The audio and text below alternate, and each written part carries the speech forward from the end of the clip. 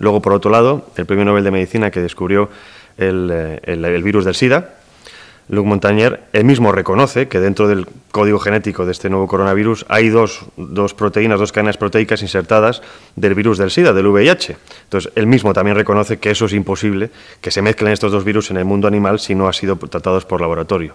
Luego hay otra corriente de investigación que señala a una doctora china llamada Xi Zhengli, que por lo visto llevaba ya casi una década investigando el tema del coronavirus y había conseguido, al cabo de un tiempo, que mutara para infectar a chimpancés, que es, digamos, fisiológicamente bastante parecido al ser humano en ese aspecto. Entonces, yo me atrevo a decir que no es algo realmente natural. Es decir, el coronavirus sí existe en el mundo animal, pero no este coronavirus y, desde luego, no como ha afectado a parte de la población.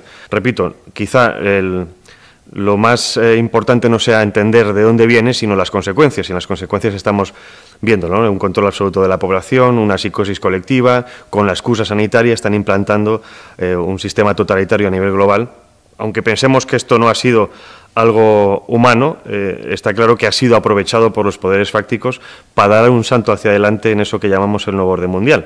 Sin duda, hemos visto las medidas que se han tomado, en muchos países tarde y mal, pero está claro que, al menos a mí lo que me llama la atención es cómo todo el mundo ha sido confinado en sus hogares durante meses, algo que no había pasado nunca en la historia de la humanidad, ni siquiera con las peores enfermedades.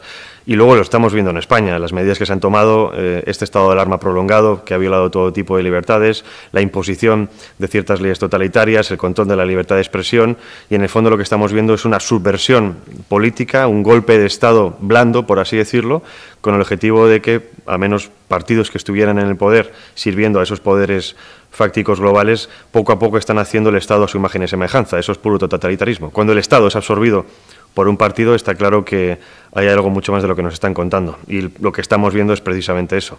Menos libertades, más absolutismo político, menos libertad de expresión, más control de la población, y lo que nos están llevando es a ese paradigma futuro que es casi una sociedad china mundializada, donde todos los ciudadanos estaremos completamente controlados continuamente, sabrán lo que hacemos, sabrán dónde estamos, quieren eliminar el dinero físico, en fin, es todo, parece que una película de terror, pero desgraciadamente es un hecho muy real. Las consecuencias del coronavirus ya las estamos viendo a nivel económico.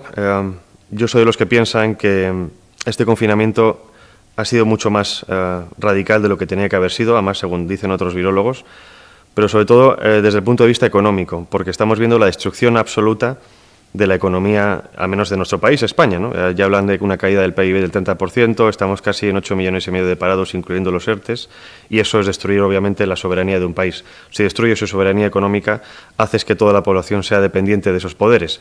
De ahí que vengan estos nuevos adalides de la libertad diciendo que esta nueva paga universal va a servir para mantener a esa población hasta cierto punto. Pero si nos fijamos la relación de ciertos personajes del Gobierno, como Pedro Sánchez, con George Soros, que lo llamo yo títere porque se ha reunido con él y además no ha comunicado al Consejo de Transparencia que se ha hablado en esas reuniones, vemos a este mismo George Soros, que es el que estaba utilizando Europa para que se empezara a hablar y aceptar el tema de los eurobonos, los bonos perpetuos, y eso hay que entenderlo como deuda perpetua. Es decir, cuando un país tiene una deuda perpetua, eso significa que no trabaja para sí mismo, sino que trabaja para los intereses de otros. Entonces tenemos, por un lado, una crisis económica, yo creo que hasta cierto punto buscada, para conseguir una debacle de los Estados-nación, para conseguir que la población, al ser sustentada por los mismos gobiernos que les controlan, necesiten ese dinero por parte del Estado para subsistir. Lo hemos visto en países como, por ejemplo, Venezuela. Entonces llega un momento en que la población no puede luchar más allá del día a día, tiene que luchar por subsistir, por lo tanto estás eliminando un problema del día de mañana. El Gobierno lo que no quiere en ningún momento es que haya un alzamiento, que haya una revolución por parte de la población a pesar de todo lo que están haciendo, y la mejor manera es empobrecer a la población.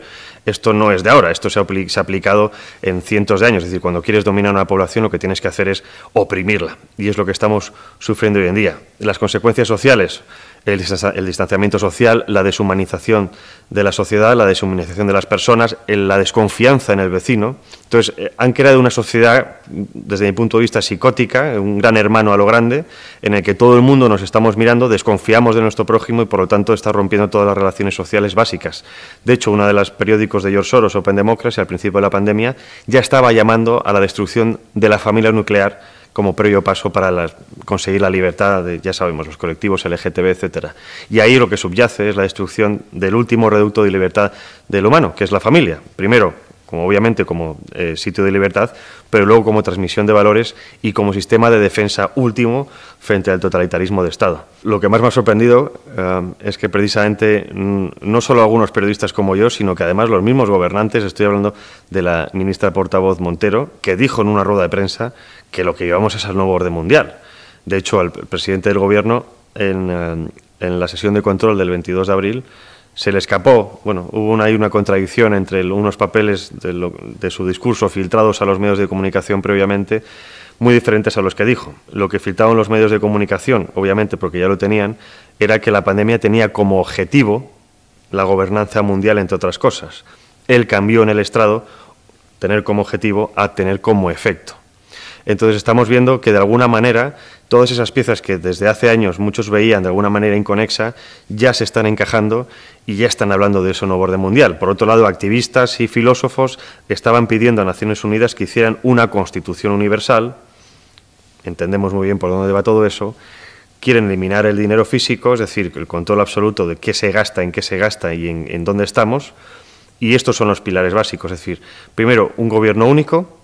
Segundo, una economía única, queden como entes vacíos, no ya como estados soberanos, sino simplemente como reguladores de otras leyes que vengan a nivel internacional. Recordemos que en el caso europeo, el 80% de las políticas, al menos las que se aplican en España, vienen dictadas por Bruselas.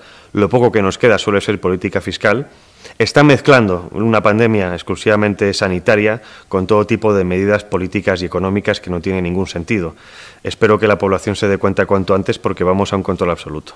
Cuando me refiero al comunismo para las masas, no quiero que la gente me entienda como algo ideológico, pero sí que me refiero al comunismo en cuanto a forma de Estado, es decir, un Estado absoluto que te dé trabajo, que te dé dinero, que no haya nada o prácticamente nada fuera del Estado y que no haya iniciativa privada. De hecho, esa destrucción de la economía va encaminado a eso. Es devastador. Y lo que estamos viendo, por otro lado, es que esta élite cada vez tiene más poder. De hecho, en esta crisis también ha aumentado su poder económico y, por lo tanto, su poder político.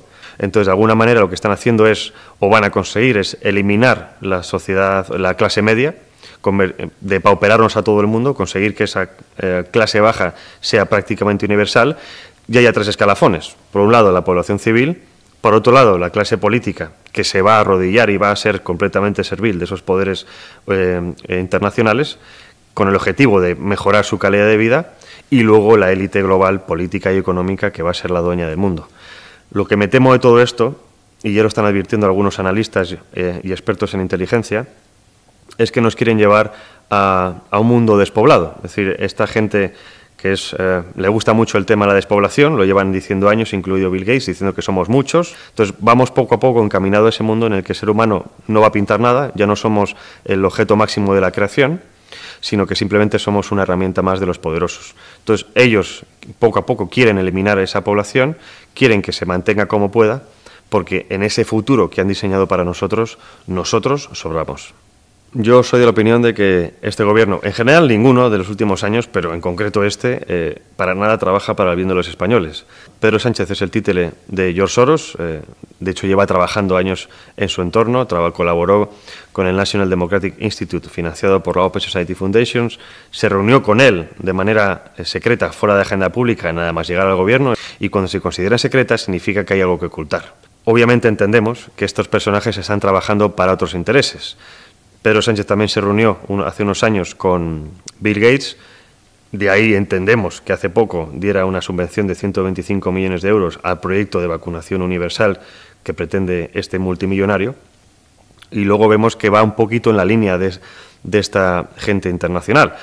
Pedro Sánchez fue el primero en pedir esos bonos perpetuos, al mismo tiempo que también George Soros lo recomendaba.